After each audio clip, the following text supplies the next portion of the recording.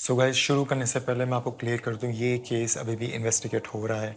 सो जो भी डिटेल मैं आपको बताऊंगा इस केस के रिगार्डिंग, जो भी अभी तक इस डेट तक मेरे को डिटेल्स मिली है उसके बेसिस पर है। सो विद दैट सेड 16 जुलाई 2026 को कर्नाटका में एक जगह होती है, उसका नाम होता है बंतवाल। शाम के कुछ 6 बज रहे होते हैं एंड KSRTC एक बस स्टैंड का नाम होता है। सो लोगों की जस्ट छुट्टी हुई होती है अपने काम से, वो वेट कर रहे होते हैं अपनी बसेस का वापस अपने घर जाने के लिए। बस स्टैंड काफ़ी बिजी था इस टाइम पे एज यूजुअल। आपको पता ही होगा शाम के टाइम काफ़ी बिजी होता है एंड लोग जस्ट वहाँ खड़े हुए थे, फ़ोन पर बिजी थे, फ़ोन पर अपना स्क्रॉल कर रहे थे, अपने दोस्तों से बात कर रहे थे, कुछ खा पी रहे थे। एंड इन्हीं लोगों के बीच एक लड़की होती है 21 साल की, जिसका नाम होता है लवन्या। लवन्या एक नर्स होती है, एक प्राइवेट क्लिनिक में काम कर रही होती है। ये प्राइवेट क्लिनिक होता है कलातका में, एक छोटा सा गांव होता है। बंतवाल के कुछ 10-15 मिनट की दूरी पे ही था। सो लवन्या अपनी क्लिनिक से बस पकड़ती है बंतवाल बस स्टैंड के लिए एंड देन बंतवाल से बस पकड़ती है अपने घर के लिए। लवन्या बस अपनी शिफ्ट खत्म करके आ रही थी, सो बस स्टैंड पर ही थी, अपनी बस का वेट कर रही थी वापस घर जाने के लिए। लवन्या बहुत ही हार्ड वर्किंग, काइंड, केयरिंग लड़की थी। अपने क्लिनिक में हर एक पेशेंट का बहुत ध्यान रखती थी, आसपास के सभी लोगों का काफी ध्यान रखती थी। बट लवन्या की ये शाम बाकी की शाम की तरह होनी चाहिए थी। लवन्या जब अपने क्लिनिक से बंतवाल आ रही थी बस में, वो अपने फ़ोन पर थी, अपने किसी फैमिली मेंबर से फ़ोन पर बात कर रही थी एंड उसने एक छोटी सी चीज़ नोटिस करी। ये छोटी सी चीज़ हम ऑफ्टन देख कर अनदेखा कर देते हैं, हम ज़्यादा ध्यान नहीं देते।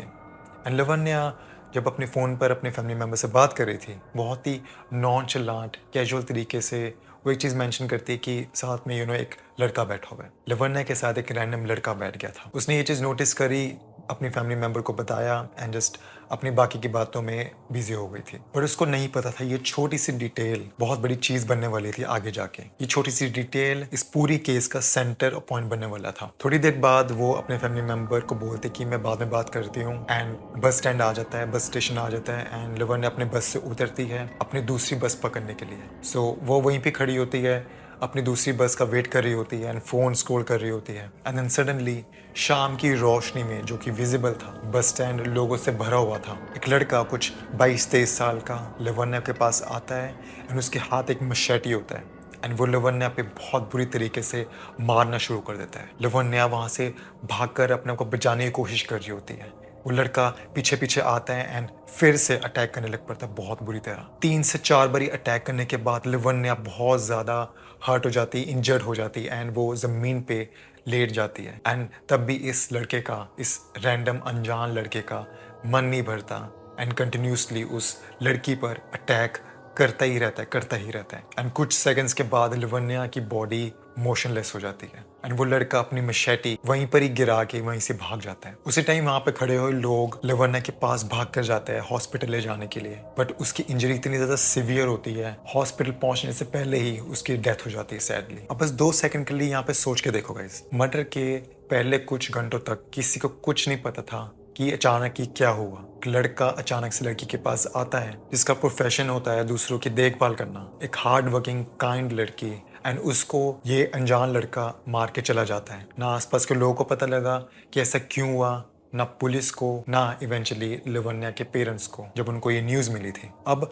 बिकॉज ऑफ इंटरनेट लोगों ने ये जो मर्डर था लाइव जो हुआ था उन्होंने रिकॉर्ड कर लिया एंड रिकॉर्डिंग एंड ये न्यूज़, ये वीडियो बहुत जल्दी लोगों के बीच में फैल गई थी। लोगों ने रिकॉर्ड किया जब उस लड़के ने इसको मारा, मारने के बाद भाग गया, वो लड़की वहीं पर ही ज़मीन पर तड़प रही थी। ये सब कुछ लोगों ने रिकॉर्ड किया ने इमीडिएटली सोशल मीडिया पर शेयर कर दिया। बट सबके जहन में एक ही सवाल था कि वो लड़का एक्चुअली था कौन एंड एक्चुअली क्यों मारा उस लड़की को जो बस अपना बस का वेट कर रही थी घर जाने के लिए। इमीडिएटली पुलिस आ गई एंड ये केस सुपरिंटेंडेंट अरुण के अंडर था एंड इवेंचुअली उन्होंने ये केस एक मर्डर केस के अंडर रजिस्टर कर दिया था। इमीडिएटली एक स्पेशल इन्वेस्टिगेशन टीम को इकट्ठा करा जाता है एंड वो बोलते हैं उनको कि इमीडिएटली इस लड़के को ढूंढो, इससे पहले वो किसी और को मार दे, किसी और को हर्ट कर दे। अब यहाँ से गाइस स्टोरी थोड़ी इंटेंस हो जाती है। मर्डर के अगले कुछ घंटों तक वो लड़का गायब हो गया था। वो वहां से भागा, फरार हुआ, भीड़ में गायब हो गया, बट पीछे एक चीज छोड़ गया था, वो मशेटी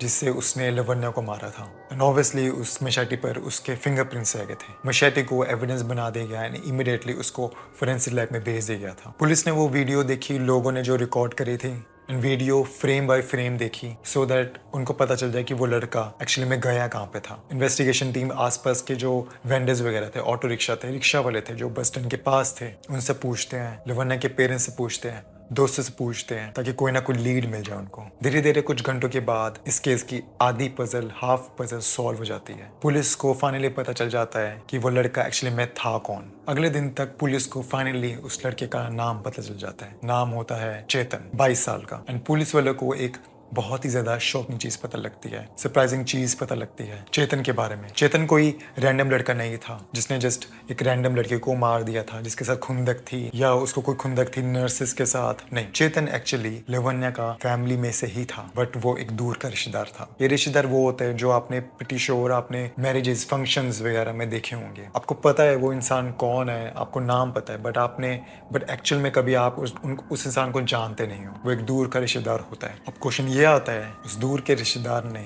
ऐसे किया क्यों? पुलिस सारी रात एंड अगले दिन तक चेतन को ढूंढती है। फोन रिकॉर्ड ट्रेस करके फाइनली वो मिलता है मैंगलोर में। मैंगलोर है, बैंगलोर नहीं, इट्स मैंगलोर। चेतन मिलता है एक पार्क्ड गाड़ी में एंड उसके मुंह से झाग निकल रही होती है, फॉर्म निकल रही होती है। चेतन ने अपने आप को लवन्या को मारने के बाद अपने आप को मारने की कोशिश करी थी जहर खाकर। एंड इमीडिएटली पुलिस उसको हॉस्पिटल लेके जाती है। पुलिस वाले ऐसे ही उसको इंटेरोगेट नहीं कर सकते थे।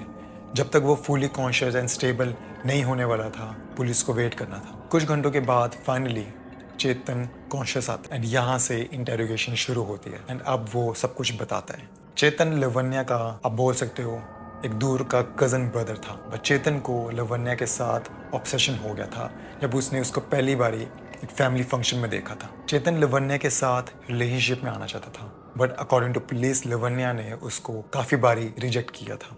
एक बार नहीं, दो बार नहीं, बार बार इसको रिजेक्ट किया था। एंड वो बार बार रिजेक्शन, ऑब्सेशन, ये जो हुआ, ये जो मर्डर हुआ, उसका नतीजा था, उसका आउटपुट था। एक दूर का रिश्तेदार ये लड़की के पीछे पड़ा हुआ था जिसका कोई इंटरेस्ट नहीं। चेतन को ये चीज एक्सेप्ट नहीं हुई। चेतन को पुलिस कस्टडी में ले लेती है। ऐसे ही नहीं, इसको बेल मिल जाएगी, जो कि ये मर्डर केस है। एंड बहुत सारे आई विटनेसेस थे, वीडियो एविडेंस था, मैशेटी था जिसके ऊपर उसके फिंगरप्रिंट्स के मार्क्स थे। अब यहाँ से लीगल प्रोसेस शुरू हो गया था। चार्जशीट फाइल हो चुकी है एंड अब ट्रायल शुरू होगा। अगर चेतन गिल्टी होता है कोर्ट में, उसको लाइफ इम्प्रिजनमेंट मिल सकती है। अब मैं यहाँ पर आपको एक बात बता दूं, इस केस के काफ़ी लेयर्स अभी तक पता नहीं चले। ये केस जस्ट शुरू हुआ है। चेतन एंड लवन्या का एक्चुअल रिलेशनशिप, ये ऑब्सेशन कब से था, चेतन ने कब वो मशेटी खरीदी, कहाँ से खरीदी, एंड वो बस में कैसे लेके आया, अभी तक इन क्वेश्चन के, इन सवालों के जवाब नहीं मिले। एंड इस केस के पीछे कुछ और भी रीजंस हो सकते हैं। अभी तक प्रॉपर पूरी स्टेटमेंट चेतन की तरफ से नहीं आई, जो कि पब्लिक नहीं हुई। अभी तक हमें बस इतना पता है, एक लड़की जिसका नाम होता है लवन्या, 22 साल की होती है, एक क्लिनिक में काम कर रही होती है, वो अपने घर वापस जा रही थी अपने काम से, एंड एक लड़का, उसने उसको मार दिया मशेटी से। सो गाइज, अगर आपको ऐसा ही dark, bizarre, murder, mysterious, cold cases पसंद है, मैं ऐसा कंटेंट हर हफ्ते, हर वीक बनाता हूँ। So make sure to subscribe, make sure to like this video अगर आपको इन्फॉर्मेटिव लगा। Until then, stay safe and take care.